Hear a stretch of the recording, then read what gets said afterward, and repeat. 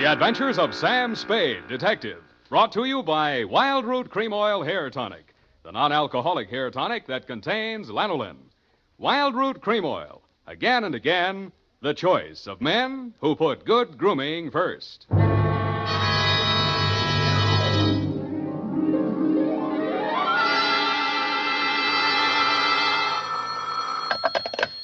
Sam Spade Detective Agency. Are you still there?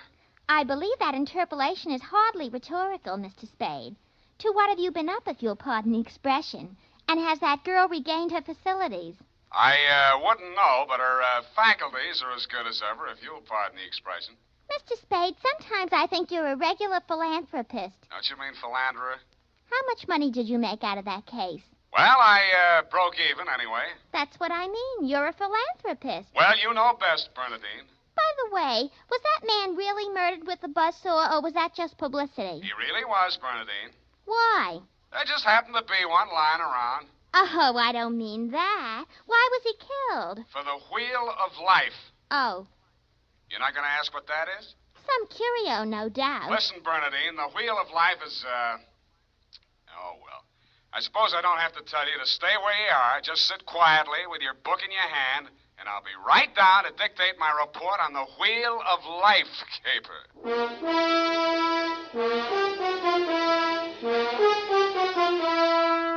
Dashiell Hammett, America's leading detective fiction writer and creator of Sam Spade, the hard-boiled private eye, and William Spear, radio's outstanding producer-director of mystery and crime drama, join their talents to make your hair stand on end with the adventures of Sam Spade.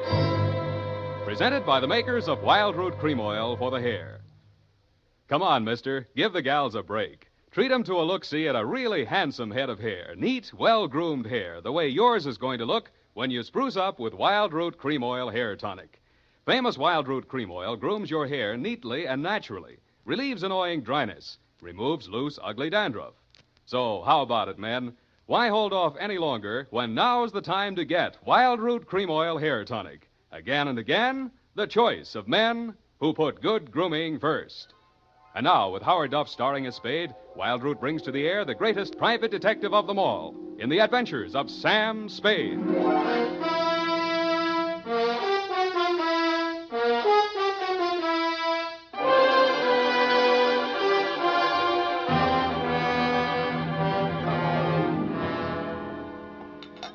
I went down to St. James Infirmary to see my baby there. Ready, Bernadine, little flower? I'm way ahead of you. Keep it clean. No more than 3 erasures per page. Okie dokie? Doke. I mean date. Oh, I'd love to. July 11, 1948. To Detective Lieutenant Dundee, Homicide Detail, San Francisco Police. Subject, the Wheel of Life caper. Now, don't go away, Bernadine. I don't know why these things always have to happen to me. Under private detectives in the San Francisco Classified Directory, they're listed somewhere in the neighborhood of 60 agencies, several with large display ads. But somehow she managed to find me. It's all so strange, Mr. Spade. I hardly know where to begin. Well, the beginning is always a pretty good place to start, Miss O'Farrell. Yes, the beginning. It was like waking out of a nightmare you can't remember. Everything seemed out of proportion. Even the buildings along the street seemed to be leaning at a crazy angle. And then I realized I was traveling down a hill. I looked wildly around for something to help me get my bearings, and there was a street sign, O'Farrell. It stuck in my mind, so I gave it to your secretary when she asked for my name. Uh-huh. What's your real name? I don't know. I don't know who I am, where I came from, or where I'm going. Mr. Spade, I'm so frightened. Now, wait a minute. A lot of people suffer from temporary loss of memory. Most of them recover. But amnesia is a sickness, and I am not a doctor. Oh, and you won't even try to help me? Well, I can give you the name of a good head doctor right here in the building. There's also missing persons. Oh, but I'm not a missing person. I'm right here. Yeah, I mean, where you aren't, somebody might be missing you, n'est-ce pas? But the police... Oh, I'd rather not. I might be wanted for some crime. How do I know? You sure you want to find out? Oh, yes, I do. It's terrible not knowing. But I want to find out for myself. Can't you understand that? What do you think I can do for you? You might save my life. From what? I'll try to tell you exactly how it happened. First, I looked at my watch. It was 3 minutes past 10. The cable car stopped at the corner and a man got on. I couldn't remember ever having seen him before, but then I couldn't remember anything. He sat down beside me and he caught hold of my arm. I tried to pull away. Well, you can see the marks where he... Yeah. Well, who was he? He acted as if I were... I think I know what you mean. Did you find out who he was? No, I was too frightened to speak. What did he say? He sort of growled it out of the side of his mouth, but it sounded as if he said, Lathrop wants to see you. Mm-hmm. You remember anybody named Lathrop? I can't remember anything before 3 minutes past 10 this morning. Well, let's go on with since then. The guy grabbed you, said somebody named Lathrop wanted to see you, and then what? I went into a panic. I managed to jerk away from him, and I jumped off the moving car, and then I looked in the classified section, and I found you. Why me? I don't know. The name, I guess. A Spade to dig up my past. Please, Miss O'Farrell. Do you think I'm very silly? No, I think you're very beautiful. I wish you could remember whether you're married or not. Oh, no. Well, at least I have no wedding ring. What have you got? I mean, besides what's visible. Well, I couldn't find much of anything. I went over my clothing. There don't seem to be any marks of any kind. Oh. Well, you got any money? Well, a little over $300. Let's have it.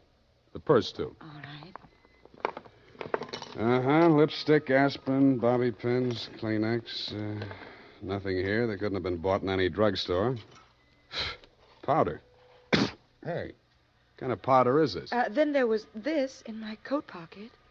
Match folder. Sailor's Rest Bar, Hotel Calcutta, 1100 Embarcadero. Little number written inside. 120. What's that, a room number? I don't know. My purse, you have to destroy it. Here's $10 of your own money. Buy a new one. Wow. Did you find something? Coin, Chinese bit. Good luck piece, probably sewn in by whoever made it, maybe in China. That ring any bells? No. No, I'm afraid not. Shoe. What? Your right shoe. Let's see it. Take it off. You aren't going to tear it up the way you did the purse, are you? Dust. Plaster dust. Is that a clue? I don't know, is it? I'm not a detective. Well, you are in this case, baby. If it doesn't mean anything to you, it doesn't mean anything. Oh, it doesn't. And that's everything. What am I going to do? Well, let me see. First, we better give you a name. O'Farrell's all right. You look like, Lana would do, but, well, that's in use. How about Poppy for forgetfulness? Poppy O'Farrell. That's a funny name. No, you think so? Huh? I think I like it. You do? I think I like you, too.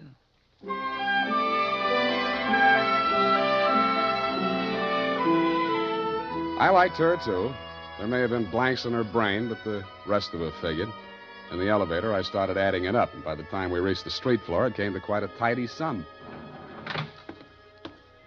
Where are we going, Sam? Far, I hope. But first, we're going to find you a place to stay. Oh, yes, we must be practical. No use overdoing it, huh? Oh, no, Sam, I didn't mean... Wait. What's the matter? You remember something? That man, the one who followed me this morning, he's standing right out there waiting. The one in the straw hat leaning against the newsstand? Yes. Where are you going, Sam? You stay here. I just remembered something I hoped I could forget. Hello, Shuggy. What brings you back to town? Do I know you? That doesn't matter. I know you. The name you were using when you blew this town was Shuggy Bellows. You wouldn't take the risk of showing your face here again unless the caper was worth it. You got a big nose. Keep it clean. You've been tailing that girl all day. Why? Dame? What dame? Who's Lathrop? I don't remember. Okay, I'll give you a chance to think it over. Hey, officer! You dirty shamus yelling. No, you don't. Come here. What's going on here? Break it up. Oh, Mr. Spade. Is this fella giving you trouble now? Yeah, what kind of a beat are you pounding here, Clancy? Letting a cheap grifter like this walk around with an armpit full of gun? Or are they handing out permits to characters like these these days?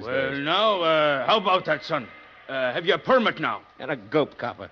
Oh, so one of them clever lads he is. Well, come along, me bucko, before I lose me temper and give you your lumps now. Stout Okay, fellow. I'm coming. That's better now. Much obliged, Mr. Spade. I'll pay you for this, shamus. And a goop to you, too.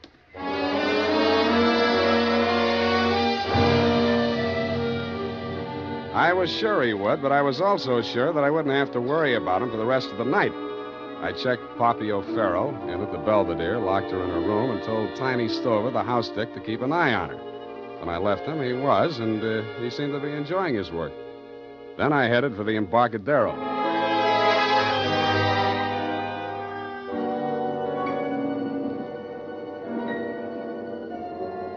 I found the Hotel Calcutta, but I couldn't find the lobby.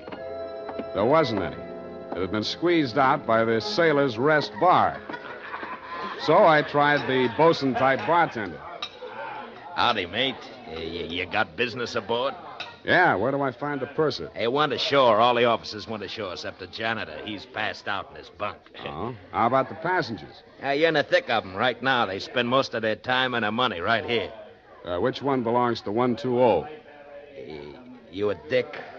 Yeah, but I got $10. Well, what I can tell you ain't worth it, but thanks anyway. He stayed in his cabin. I only saw him at once. That's when he went ashore. I says to the deck steward, that's room clerk to you, who's a general. He says, name of Korolenko. I noticed him because he was a real creep, see? 6'4", of solid brass. His head stuck up in the air, and he didn't move nothing from his stern to his shoulders. A real Frankenstein. Do I keep it then? Yeah. Do I get a look at his room? Yeah, sure. Go ahead. Who's stopping you?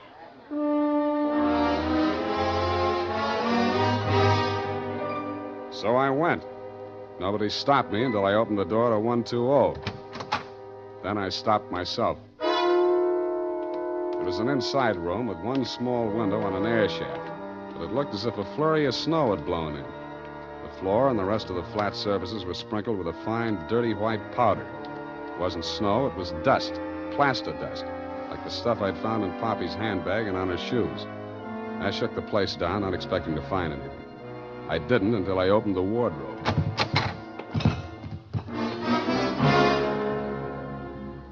It was the body of a well-dressed ship surgeon, but his uniform was rumpled, torn, and bloodstained. From the look of him, his throat had been cut. I wondered if Poppy would be able to jog her memory that far back. When I found the murder weapon, I hoped she couldn't. I really did. It was not a knife. It was not even a razor. It was an electric buzzsaw. That tore it.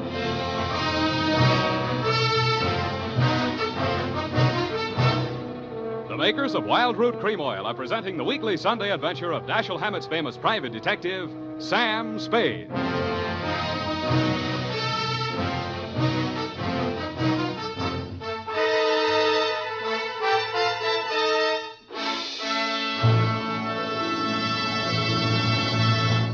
If you want the well-groomed look that helps you get ahead socially and on the job, listen. Recently, thousands of people from coast to coast who bought Wild Root Cream Oil for the first time were asked, how does Wild Root Cream Oil compare with the hair tonic you previously used?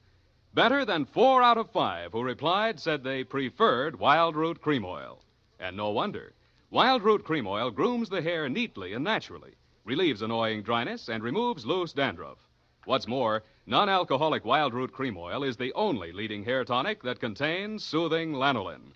So ask for Wild Root Cream Oil Hair Tonic. Again and again, the choice of men who put good grooming first.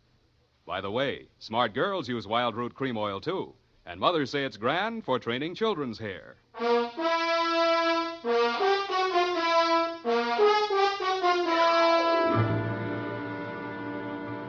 And now, back to the Wheel of Life caper. Tonight's adventure with Sam Spade.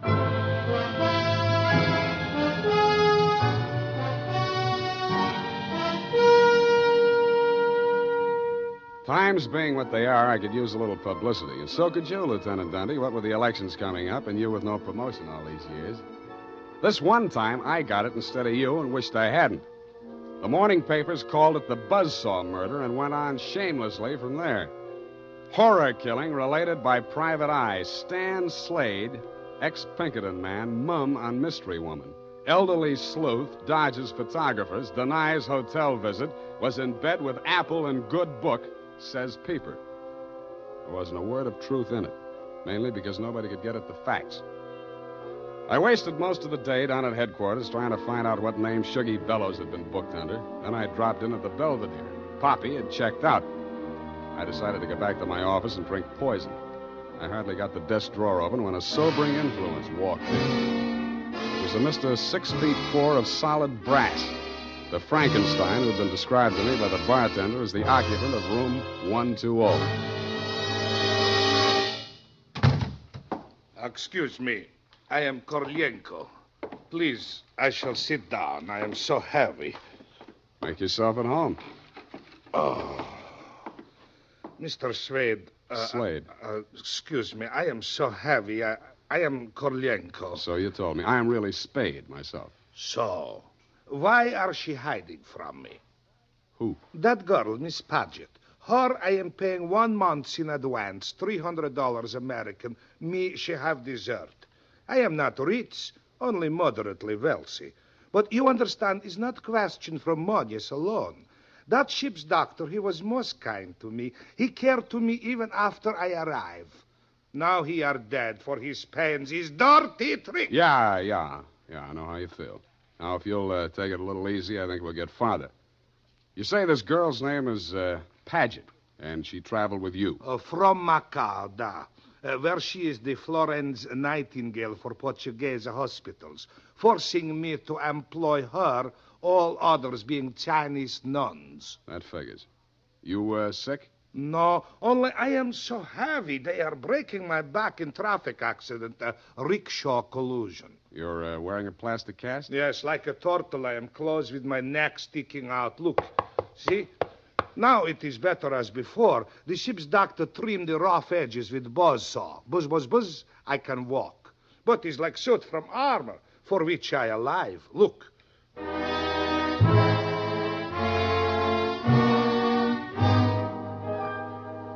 I looked again where he opened his shirt front, exposing the gray-white shell of plaster that surrounded his trunk from collarbone to hips. In a 6-inch circle over the left side of his chest, I counted 4 bullet gouges. I dug one of the slugs out and examined it. It was .32 caliber. The plastic cast, which was molded to the shape of his body, was no more than 1 inch thick. I didn't see how it had stopped the slugs, but it had. About then, the parts of Korolenko that were not held rigid in the cast began to tremble violently. Why are they doing this? Why? To a virtually helpless man. Why, Mr. Spade? Why? Where did you have that cast put on? Don't I said Macau? The Portuguese hospital there? The same. They are hanging me up with the neck and plastering me. Comes great pain, they put me to sleep from anesthetic. I are waking up in ambulance arriving at shipboard. Why you wish I should tell you my operation? More important things we should be discussing. I think so, too. I think Miss Paget and her friends had something they wanted to smuggle out of Macau and into San Francisco, and you're it. Oh, excuse me. I am not comprehensible. Look, I mean, while you were out with the anesthetic, they planted the goods, whatever they are, in or under your cast. Oh, that is why I am so heavy. The wheel. The what? The wheel. Look, I'll show you. He hauled a manila envelope out of his overcoat pocket and waved it in my face. I took it over to my desk and fished out the contents. It was a set of X-ray films. 3 of his spine, showing the fractures, 4 of the skull, 3 I couldn't figure out, and 1 of his rib cage, only something new had been added. In silhouette, it looked like the wheel off of a child's wagon.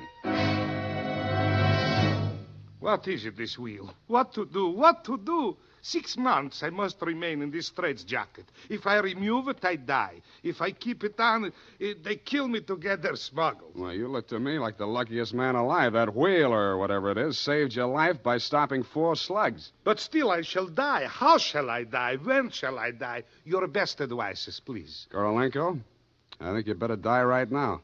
Excuse me? It's the only safe place for you. The morgue.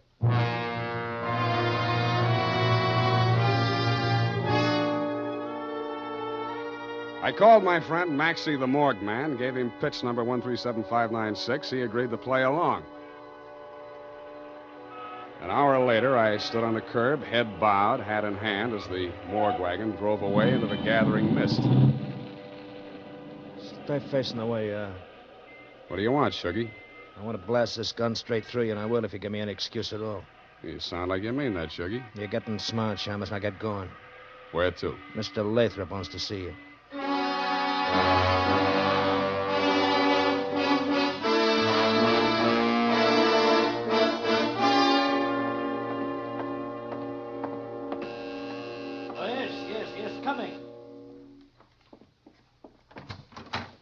Shuggy, dear boy, you've not failed me this time. This will be the fabled Mr. Spade, eh? Come in. Ah, sit down, Mr. Spade. We'll talk. Tell your Gunsel to get that pistol out of my ribs. Oh, yes, indeed, Sugar. You mustn't overdo it. And get him out of here. I'm tired and nervous, and my price goes up $1,000 every minute he's in this room. When I get to 10,000, I kill him. Then the price jumps to 100 to take care of me on a murder rap. I should ought to plug you downstairs. Come, Sugar. Don't be ungracious. You wait in the other room now. Okay, it's your party. I get mine later. Oh, dear. His bite's much worse than his bark, Mr. Spade. Don't start boring me so early in the evening. I came here to talk about the wheel. Oh, so you know about the wheel. I do better than that. I've got it. That may well be, but do you know what to do with it? I got two possibilities. I can turn it over to the cops and you with it, or I can sit on it until it hatches. A quaint conceit, sir. Round and round the little wheel goes, and where it shall stop, nobody knows. That's where you're wrong. It stops right here. So you better start placing your bets. Just what do you mean by that, sir? There's part of it. What is it? It's one of the slugs your Gunsel threw at Korolenko. I got 3 more just like it that I dug out of him before he was carried to the morgue. Well, an advantage, I'll admit, but hardly worth your while to take advantage of. Don't be too sure of that. Just how much do you know about the wheel? So far, it's been worth 2 human lives to you at the risk of your own. That tells me all I need to know. Oh, no, not quite. Men have been killed in hold-ups for a few paltry sovereigns, but the wheel is a horse of another color. Let's not change wheel horses in midstream, Mr. Lathrop. Yes. You must understand that the wheel has no absolute finitive value. Monetarily speaking, the British Museum might pay close on to £5,000, hot as it is, for the privilege of returning it. Occidentals aren't the puka sahibs that they once were in the Orient. The theft of the wheel, if countenanced by the Western powers, would have most grave consequences. Most grave. Are you attending, sir? Wake me up when you get to the point. Well, the point, sir, is this. That little wheel of gold, is the wheel of life, which the Buddha himself is said to have received into his hands from paradise. Now, given such a relic, a few old Buddhist monks can set up a shrine which, even in the most miserable surroundings, can attract enough pilgrims to outgross Radio City, Madison Square Garden, and Miami Beach in season. To say nothing of Hialeah. Yes, quite. In short, we propose to act as booking agents for the wheel on a royalty basis with a percentage of the house. Mm-hmm. Why did you bring it to San Francisco? But good gad, sir. Were we to bargain in the Orient, we should be hacked to pieces in our beds. I'll settle for a lump sum and let you do the bargaining. And your price, sir? We can talk money later. First, I got to give the cops somebody for the doctor's murder and for Korolenko. Uh-huh. Well, that ought not to be too difficult. When may I expect delivery? I'll check on it. I went down to St. James Infirmary. City morgue. Maxie, Sam Spade. Yeah, Sammy. Deal's okay. Send it up. The address is... Sam, wait. Yeah? Sam, he ain't here no more. What happened? Somebody claimed him. A girl. Said she's his daughter. What did he do? Went on playing dead like you told him to. Maxie, where did she send him? Avalon Mortuary, corner of Lynch and Haight. Okay, by the way... Yeah, Sammy? Maxie, put some clean sheets in that morgue wagon, size 16. I may be your next passenger.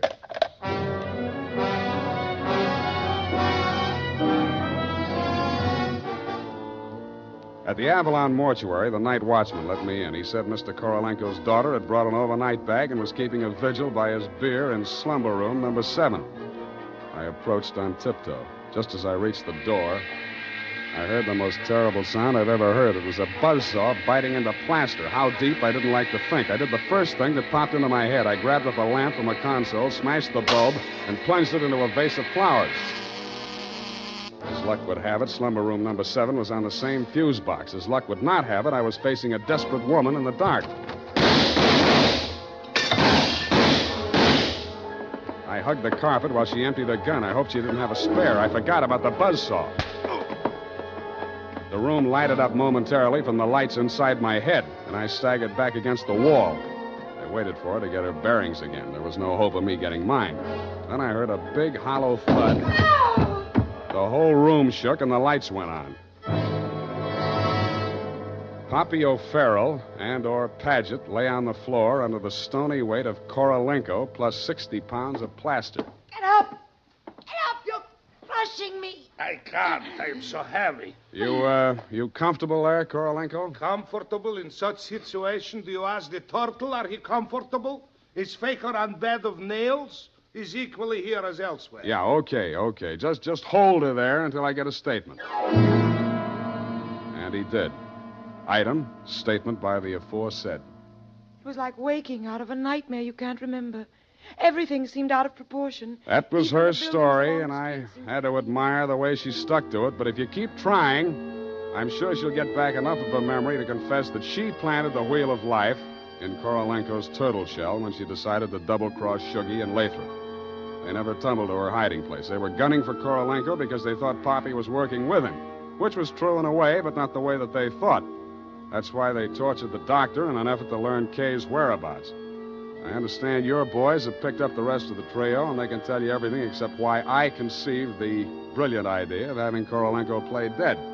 Between you and me, amnesia's a handy little gadget to have around, Dundee. I'm trying to draw a few strategic blanks myself. Period. End of report. Pardon me, Mr. Spade. Yes. There are just a few little coincidentals that I do not find entirely reprehensible. Such as? Well, I don't want to appear lucid or anything of that type. Believe me, you doesn't. I mean, don't it? Oh, you say the sweetest things. But it's about the wheel. Oh, yes, the wheel. Well, I'll tell you what you do. You type that up. I've got a call in about that now.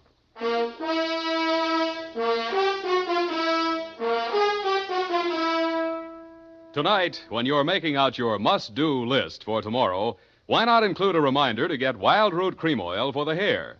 Honestly, men, you'll be delighted with the neat, natural way Wild Root Cream Oil grooms your hair. The way it relieves that annoying dryness and removes loose, ugly dandruff. Just try it and see if I'm not giving you a good steer. Make a note right now to call at your drug or toilet goods counter for Wild Root Cream Oil. Get the big economy bottle and the handy new tube that's easy to pack when you travel. Also, ask your barber for a professional application of Wild Root Cream Oil Hair Tonic. Again and again, the choice of men who put good grooming first. Did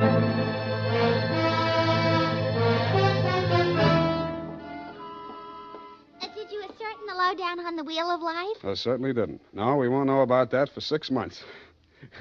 Because definitely, that plastic cast has to stay on him. Doctor's orders, you know. Oh, but I won't be here 6 months from now. You can say that again. But I won't be here 6 months from now. Stop repeating yourself. But you just said you can say that again. Yeah. Just as distinctly as if I was sitting here. Uh-huh. That's what I like about you, Bernadine. A woman of distinction. That's what you are. Well, if you want to take me dancing, why don't you just say so? Bernadine. It's leap year, and I always say discrimination is the better part of value. You are absolutely corrupt. Well, I'm glad I'm right about something. Good night, Mr. Spade. Good night, and I'll say if it kills me, sweetheart.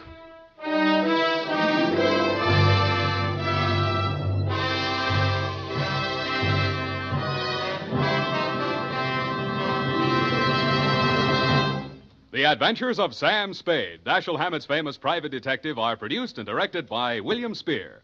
Sam Spade is played by Howard Duff.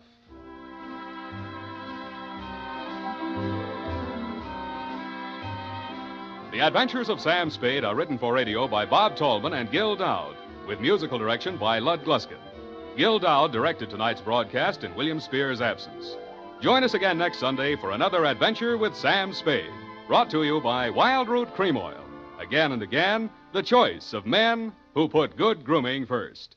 This is Dick Joy reminding you to get Wild Root Cream Oil, Charlie. It keeps your hair in trim. You see, it's non-alcoholic, Charlie. It's made with soothing lanolin. You better get Wild Root Cream Oil, Charlie. Start using it today. You'll find that you will have a tough time, Charlie, keeping all the gals away. Hiya, Baldy. Get Wild Root right away. If you're thinking of volunteering for the U.S. Army or Air Force, here's a word of reassurance. As an Army and Air Force man, you'll become a skilled professional in a specialized field. The training you get will always be useful, not only in military, but in civilian life as well. This is CBS, the Columbia Broadcasting System.